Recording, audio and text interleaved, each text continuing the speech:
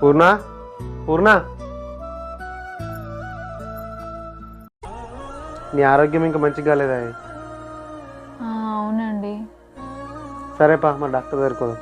ఏమొద్దండి, తగ్గిపోతుంది. నోరు మూసుకొని నడు పోదాం. మరి మీ దగ్గర డబ్బులు ఉన్నాయా? అందుకనే నేను డాక్టర్ దగ్గరికి రానన్నది. అప్పు అడుగుదామన్నా మనకెవ్వరు ఇయ్యరు. నువ్వు ముందు నాడు, డబ్బులు ఎవరి కాలైనా పట్టుకొని తీసుకొస్తా. ఒక ఆడది చావడానికైనా సిద్ధపడుతుంది కానీ తన భర్త వేరే వాళ్ళ కాళ్ళు పట్టుకోవడం అస్సలు భరించదండి. నేను ఒక పని చేస్తేనే నా బైక్ అమ్మేస్తా.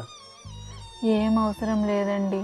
నేను కొన్ని డబ్బులు పొదుపు చేసినా అవి తీసుకొని పోదాం. పూర్ణ, నువ్వు డబ్బులు పొదుపు చేయడం వల్లనే ఇంకా ఈ ఇంట్లో మనం ఉన్నామే. నేను ఫ్రెండ్స్తో పార్టీలు అనుకుంటా ఇటు అటు ఖర్చు పెట్టుకుంటా పోతే ఈ ఇల్లు కూడా అమ్ముడు పోతుంటే కావచ్చు. ఇప్పటి నుంచైనా మీరు డబ్బులు పొదుపు చేయండి. ఇలా ఏదైనా ఇబ్బంది వచ్చినప్పుడు ఆ డబ్బులు అవసరం పడతాయి. సరేపా పోదాం.